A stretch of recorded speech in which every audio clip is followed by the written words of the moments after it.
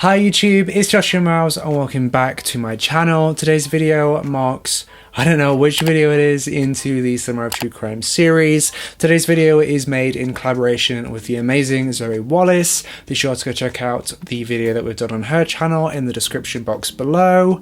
And without further ado, let's delve straight into this video. I just like to point out this video has not been made to cause disrespect or anything like that. It's just been made to spread awareness about this case by compiling information from various different public sources on the internet. Now, with all that being said, let's delve right into this case. Lynn Marie Messer was born on Friday the 4th of June 1982 in Missouri, USA. Now, not that much is actually known about Lynn's early childhood or even her early adulthood, but what we do know is that she got married to a man quite early on. And this man was called Kerry K. Messer, and together they had 2 children. Those 2 children were called Aaron Messer and Abraham Messer. Now, this close family actually all lived together in a 260-acre farm in Bloomsdale, Missouri. Now, like with Lynn's background, not that much is actually known about this farm that they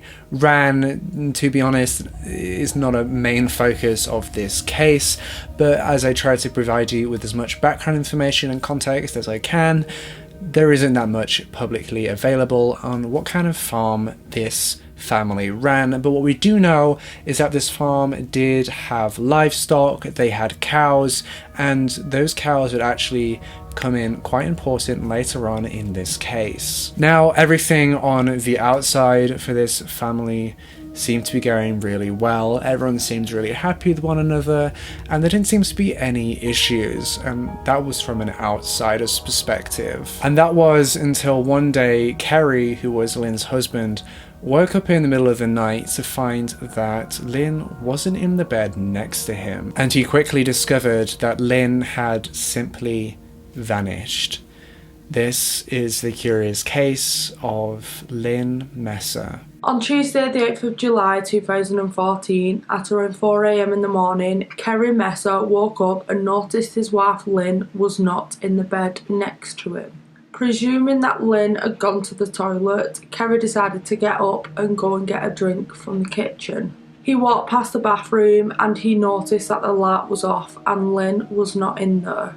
Kerry became overcome with concern and he started to walk around the house, going from room to room while shouting for Lynn, but Kerry found nothing. He then decided to go out to the farm and start searching the outbuildings for her, but again there was no sign of Lynn. Kerry noted that all of Lynn's belongings were still in the home, such as her passport, her wallet and her phone. Lynn had actually broken her toe a few weeks prior and she had to wear a walking boot to protect her foot, and this walking boot was still in the house. It seemed that Lynn had simply vanished into thin air. Kerry decided to go to his son's houses, which were located on different parts of the farm, just to see if Lynn had gone to any of them. Kerry and his sons spent the whole night searching the farm and trying to look for Lynn. But when morning came and they still couldn't find her, they decided to call the police and report her missing. When law enforcement arrived, they decided to search all buildings and the forest that surrounded the farm. St. Louis Regional Command Post, Eureka's Search and Rescue, alongside K9 teams, fire department and loads of volunteers all came to the Messer farm to conduct a search for Lynn. And inevitably, less and less volunteers were coming out to search for Lynn.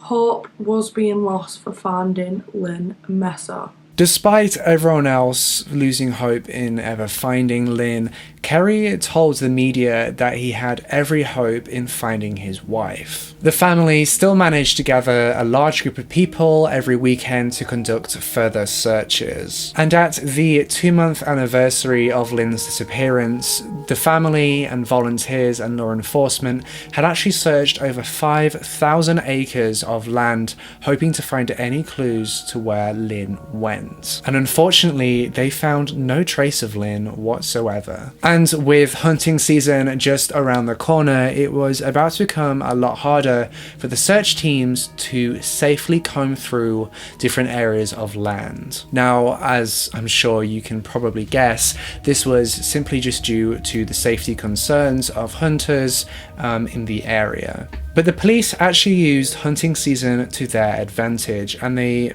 requested that all hunters hunting in that area would keep an eye out for any evidence or anything suspicious that could relate to Lynn's disappearance. Now, when police decided to distribute photographs of Lynn to the local press, several leads were actually generated, and several sightings of Lynn were actually reported too. However, all these new leads and all these sightings actually just turned out to be a simple case of mistaken identity, and the police were back to square one. Now, initially, the investigators were unable to find anything in Lynn's life that would indicate any reason for why she had, just disappeared, or any motivation for her just walking out and never coming back. Nothing in her life indicated initially any issues. Now, investigators were very quick in ruling out Kerry as a suspect.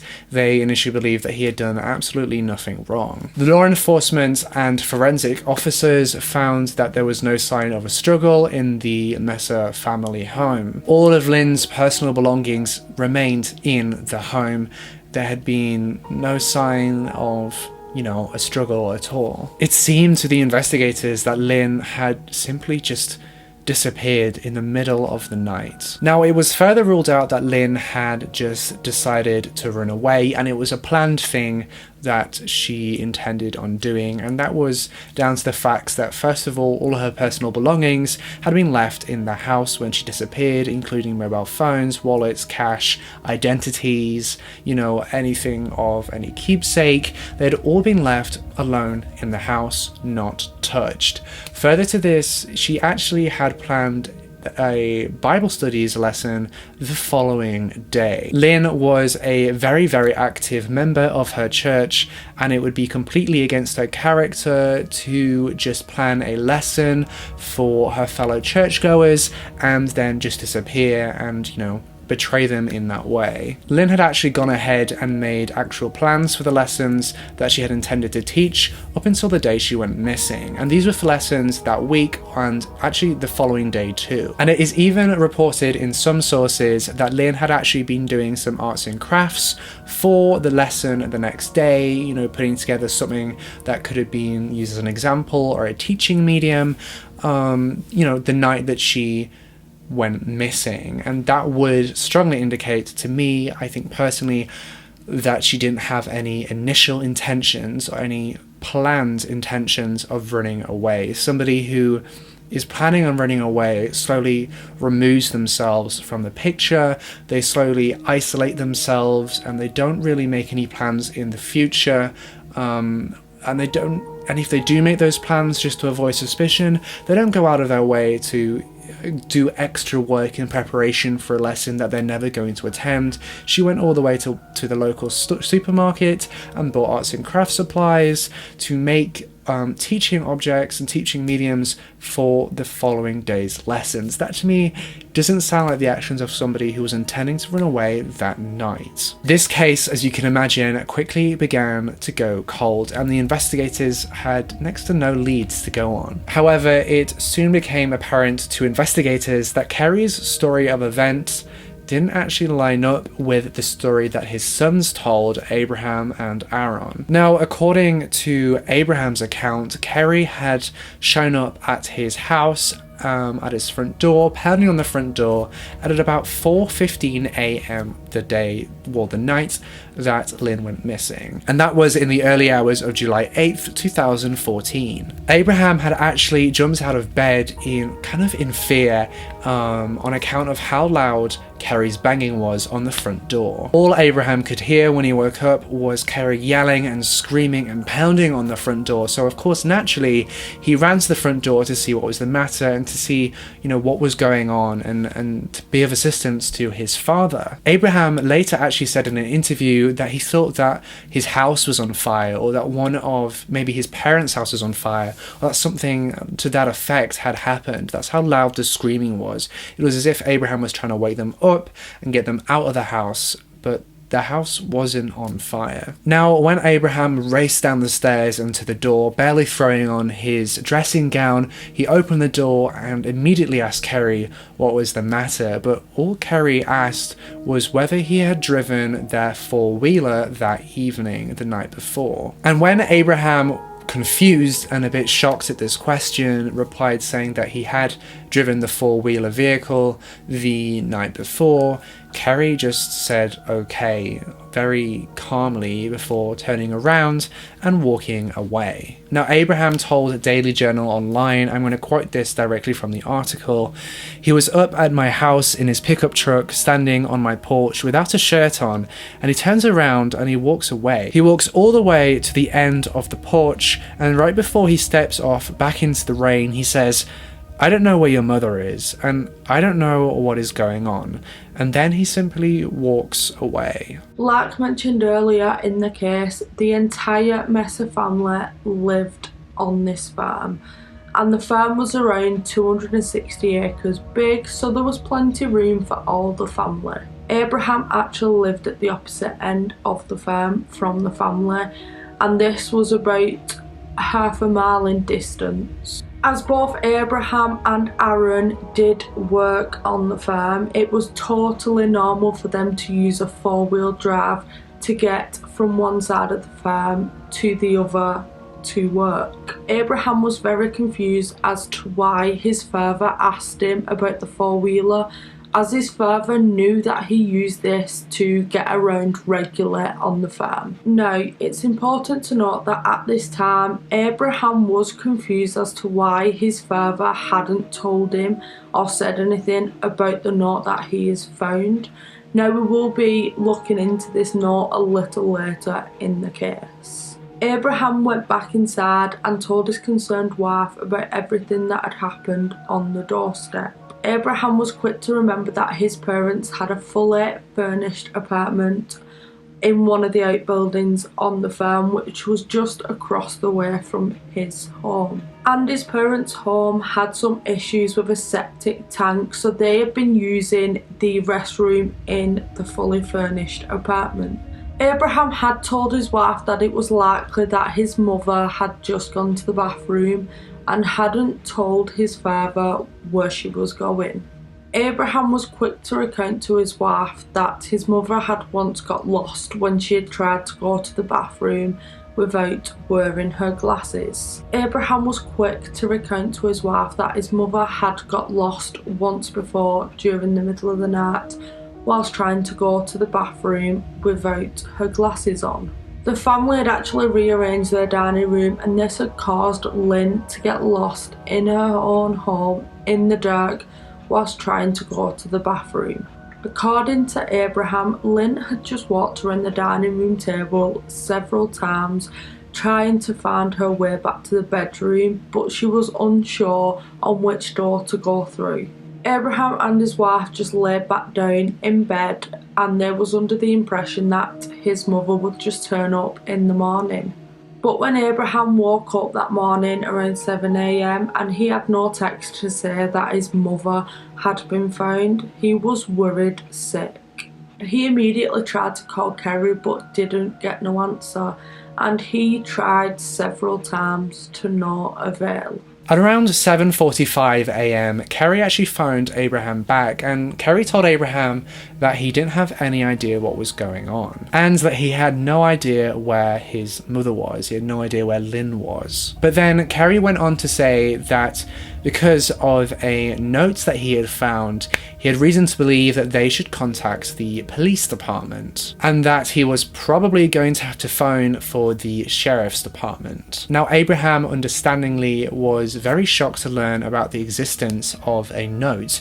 Why hadn't his father mentioned this note when he came knocking and bashing on his door at 4:15 AM that morning? If his father had found this note when he discovered that his mother had had gone missing, why didn't his father immediately phone for the police? Why did he wait 4 hours before telling anybody about this note which provided or could provide vital evidence as to the whereabouts of Lynn? Now, Abraham gave Kerry the benefit of the doubt and asked him what he could do to help, expecting Kerry to tell him to come straight down to the family farmhouse and join in the search efforts for Lynn. But Kerry weirdly asked Abraham to actually move a herd of cows from one of their fields to another field. And this was an action that would severely derail the investigation. Kerry went on to tell Abraham that he didn't need him to come to the house at all and that he didn't need him to do anything else, just move the cows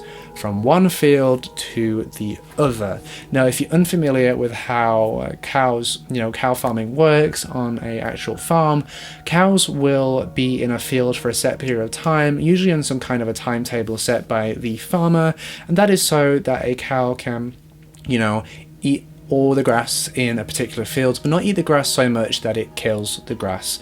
And it's to ensure the cows get enough nutrients for milk production and to, beef them up and that kind of thing. So farmers regularly move herds of cows from one field to another to give the field they've just been in a chance to regrow and to give the cows more nutrients. However, I just need to point out that this isn't a strict timetable. You don't write, on this day, these cows have to be moved.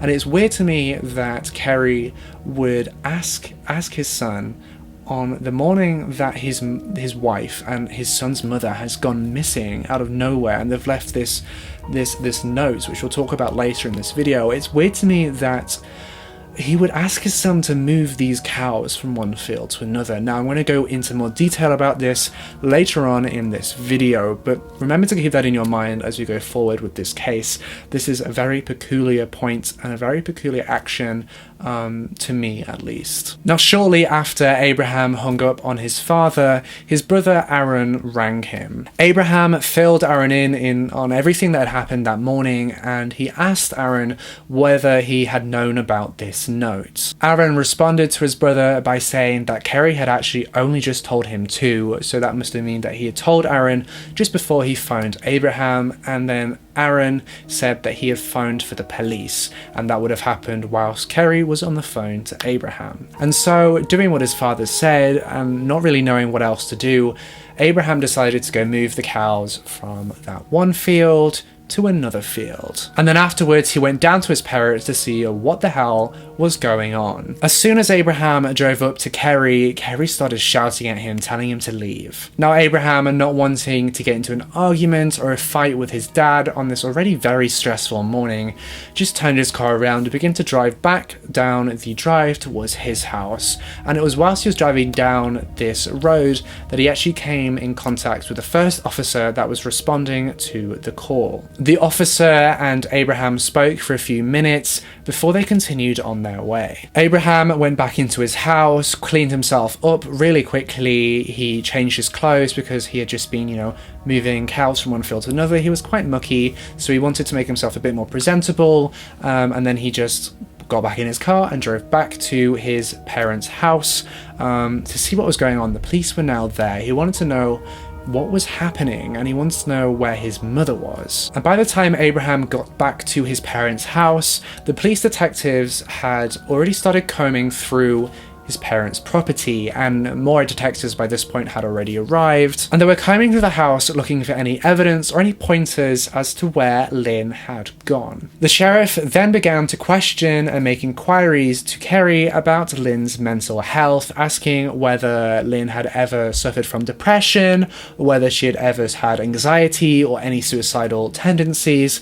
And as a response to this, Kerry blew up. He started shouting. He said that, wait, I'll quote this. He started saying that, no, she has never been depressed, never had anxiety, never done anything suicidal. That is what Abraham quotes him to have said in later interviews. And it was at this exact moment that Abraham's wife came down the driveway and asked Abraham whether they had told the police about the incident with the cats. And as you can imagine, the sheriff, hearing this very ambiguous question about a very ambiguous situation, immediately began questioning and asking them to elaborate. So Abraham's wife did. Abraham's wife told the sheriff of how Lynn had actually gone out to the barn with a rifle with the intention of shooting herself, but instead took out her anger on the cats and shot the cats instead. Now Carrie reacted to this very, very emotionally and immediately started shouting at Abraham's wife, telling her to shut up and that she was making it up and that event had never actually happened. But then Abraham's wife took a step back,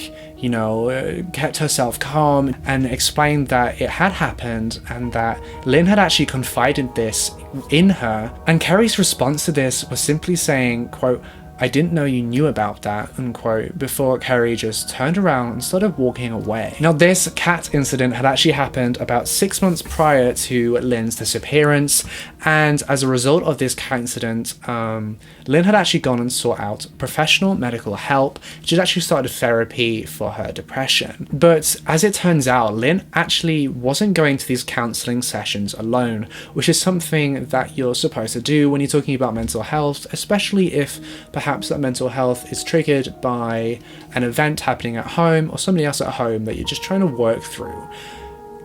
Lynn didn't go to these therapy sessions alone or these counselling sessions alone.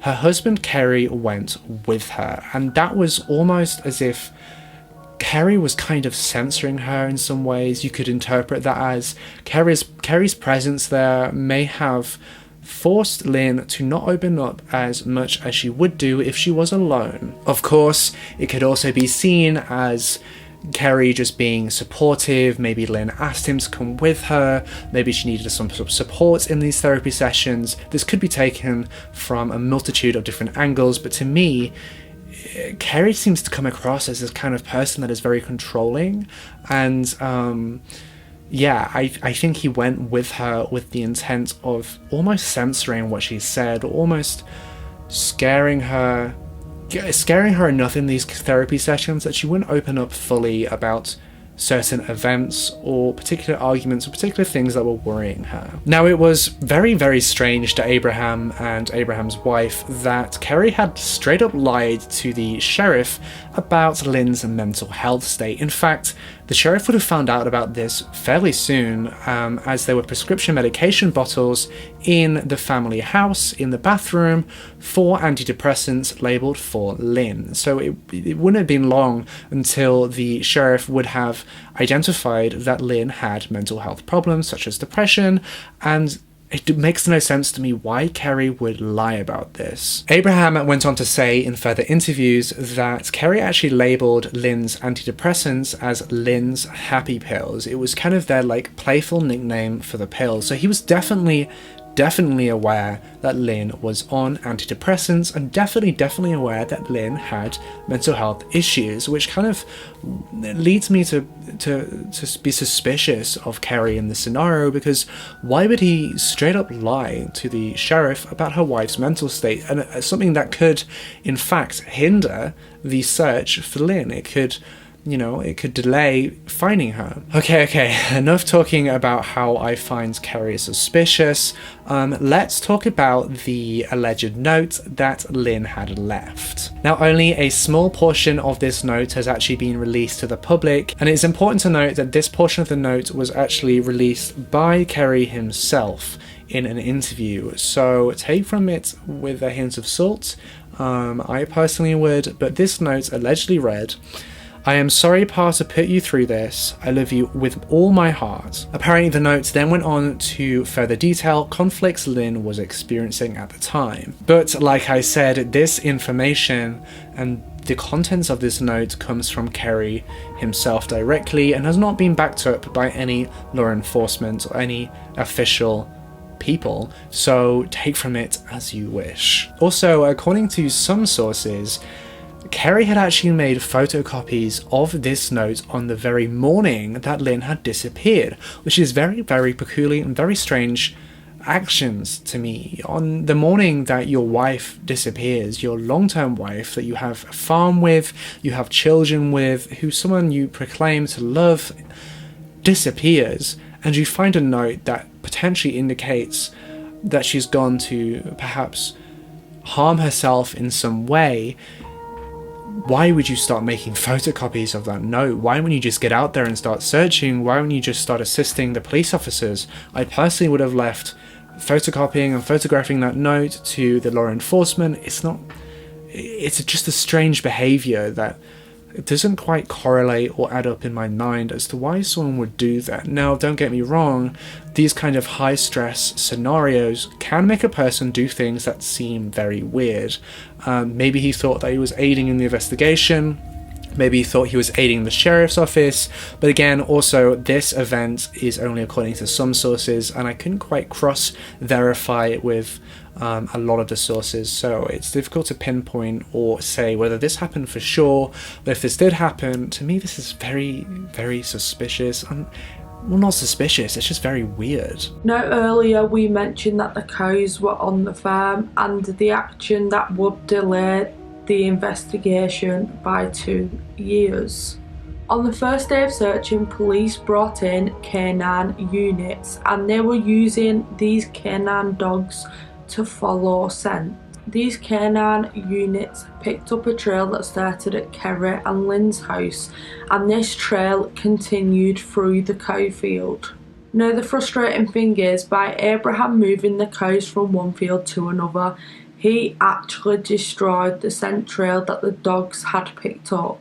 On the 1st of November 2016, over 2 years since Lynn went missing, and 50 feet from where the dog scent trail was destroyed, there was bones found on the Messer farm.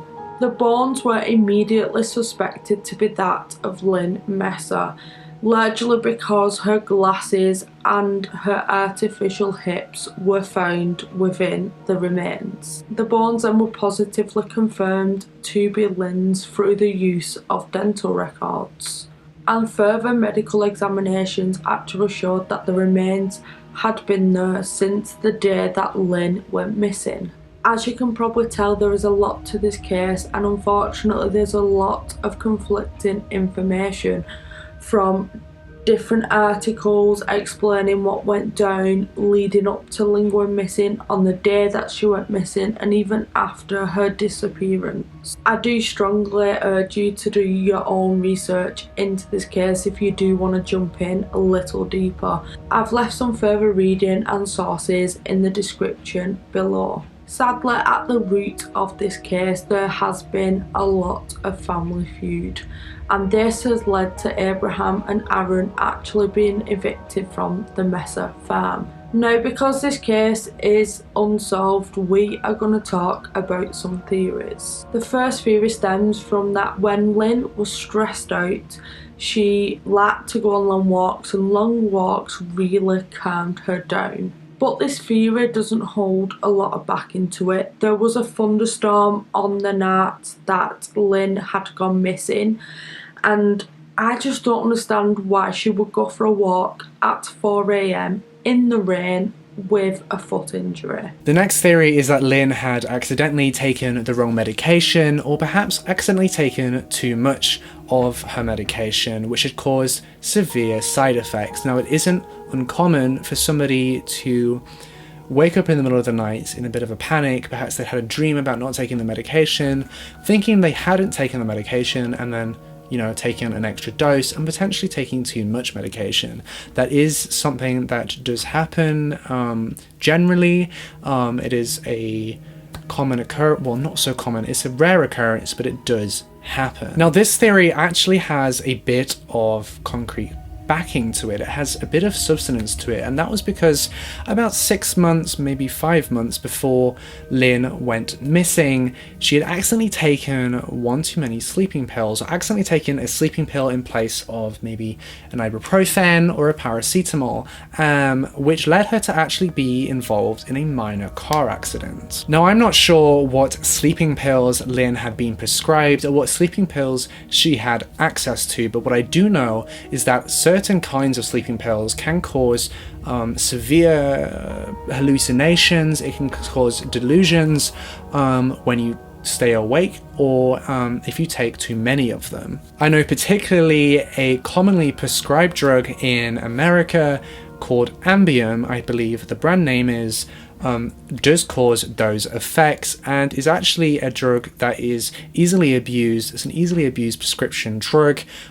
People will take it and use it, stay awake, and then they experience highs, they experience hallucinations, and it actually stops their memory from working. So they won't remember what they're doing, and they kind of act very, very strange and peculiar, and they become delusional, and it's almost like a state of mania that they enter. It is a very, very peculiar phenomenon. The next theory is that Lynn had actually committed suicide. Now, this theory is plausible due to Lynn's history and her mental health issues, but she had arts and crafts classes the next day which she had set up for. However, it should be noted that Lynn was making arts and crafts for a Bible studies class that she had on the day that she went missing. It seems odd to me. If she was just going to kill herself, why would she put all of her effort into going and getting all the supplies she needed and even putting the project together? Now, the next theory is that 𝐒𝐑 actually had something to do with Lynn's disappearance. Now, 𝐒𝐑 and Lynn both had a close family friend, and this family friend was called Summer. And just 2 weeks before Lynn had gone missing, Lynn had actually gone to Summer for some kind of help. It isn't publicly known what Lynn and Summer discussed at this meeting and what help that Lynn was needing from Summer, but according to Abraham, when Lynn returned from this trip to visit and console in Summer, she was visibly stressed and she was very concerned and worked up about something. And in the weeks leading up to Lynn's disappearance, 𝐒𝐑 was also acting very peculiar. He was acting very strange around this family friend, Summer. And 𝐒𝐑 actually continued this behavior in the weeks following Lynn's disappearance. He was acting very, very strange around Summer, according to his sons. Then, just a few years later, 4 years after Lynn went missing in 2018, even when 𝐒𝐑 had said publicly very recently to this that he would never give up hope finding his wife, he announced to his friends and family that he had actually started a new marriage and he'd gotten married to Summer. Now, 𝐒𝐑 claimed that he hadn't started dating Summer until about 8 weeks after Lynn went missing, but to me that is a very short amount of time after your wife goes missing. And the entire family was actually very, very skeptical about this, believing that 𝐒𝐑 had been dating Summer, perhaps in an affair, before Lynn went missing. And maybe the reason that Lynn was so stressed about something was because that she had gone to Summer and Summer had informed her or told her or confirmed this affair, and this upset Lynn deeply. Her marriage was potentially soiled. Her husband was having an affair potentially, and all this not adding up actually led Abraham and Aaron to publicly announce that 𝐒𝐑 was hiding something, and that they felt that 𝐒𝐑 was hiding the truth. And as a result of this, 𝐒𝐑 actually kicked his 2 sons, who had for their entire lives lived on the farm, off the farm. He evicted them from their homes, which forced the 2 sons to move away with their families. This family feud was actually so intense that the memorial service for Lynn at the local church had to be cancelled on the account that 𝐒𝐑 had banned his 2 sons to attend their own mother's memorial service. After Lynn's remains were discovered and a post-mortem was conducted, the authorities announced that they would be releasing the remains back to 𝐒𝐑 so that he could bury them in a proper service. And 𝐒𝐑 did just that, except he actually took the remains across state lines and buried Lynn in a very private, secret funeral service, and didn't even tell his sons about it, which ultimately meant that Abraham and Aaron did not attend their own mother's funeral or memorial service. And that to me is just so heartbreaking to hear. I'm not gonna lie, Kerry seems so suspicious in this case. He lied to the law enforcement officers. He waited 4 hours before phoning for the police. He waited 4 hours before telling anyone about this alleged note that Lynn had left behind. He made Abraham move cows from one field to another, which effectively destroyed the scent trail that the dogs could have followed to Lynn's remains. Which, by the way, Abraham later said in an interview that the cows weren't even scheduled to be moved that day. They weren't scheduled to be moved for another couple of days or another week or so. So that in itself is really, really crazy to me. Kerry was acting so strange before and after Lynn's disappearance around a family friend, a woman who he eventually married. And then he kicks his own family off the family farm before denying his 2 sons a chance to see their mother's funeral and a chance to get closure. All of those facts, to me, seem beyond suspicious. Like we said earlier, there is so much more to this case. If you want to research it more, there is full character profiles, there are more theories, there are some more lesser significant facts which I didn't cover in this video, but there is so much more to this case. So if you wanted to conduct any more of your own research, I will leave some links in the description down below for further research. You can also Google and find and, you know, conduct your own research into this case. Things that I did omit was an event surrounding the Facebook page, which was very, you know, kind of suspicious, but I didn't think to be too significant that I need to put in this video, and also the fact that Kerry was a lobbyist for his church, for I think it was for Christianity or something along those lines. He was a Christian lobbyist, I believe, which even further added to this character profile and describing who Kerry was and who he betrayed on the outside and who he was on the inside. It's really crazy to read, and if I were to cover it all in one video, it'd be like a 5-part series with videos longer than Stephanie Harlow. There is so much to this case. It is crazy. If you did want me to cover all the additionals and maybe even do a part 2 to this video, do let me know down below in the comments. I'd be more than happy to do that. But really, this is all that we have in this case for you today. Thank you so much for watching this video in the Summer of True Crime series. Don't forget to jump over to Zoe Wallace's channel to check out the case that we covered on her channel. That case is very interesting, and I voiced a lot of my own personal opinions and theories in that one. It is a missing persons case, and I do strongly advise that you go check that out as soon as you're finished with this video. Don't forget to leave a comment down below telling me your theories in this case and what you thought about this case.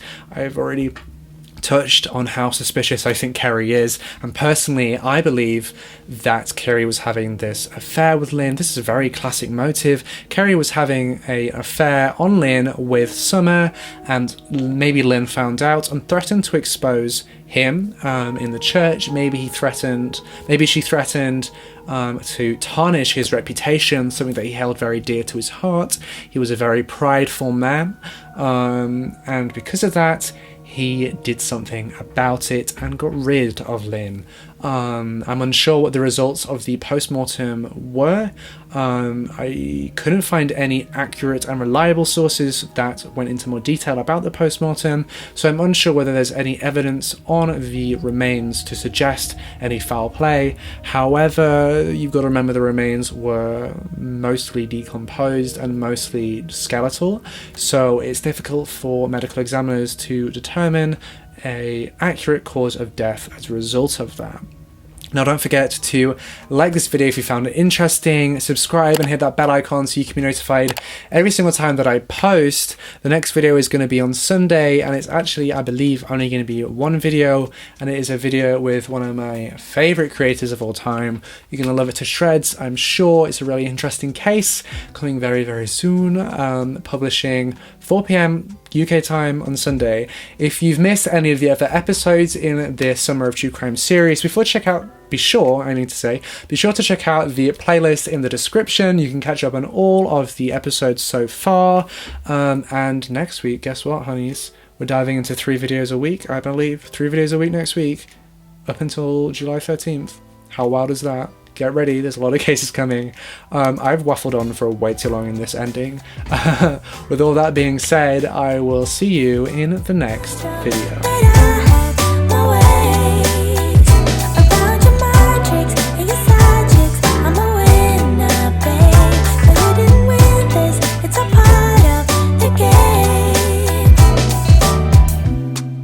Beginning, I just didn't know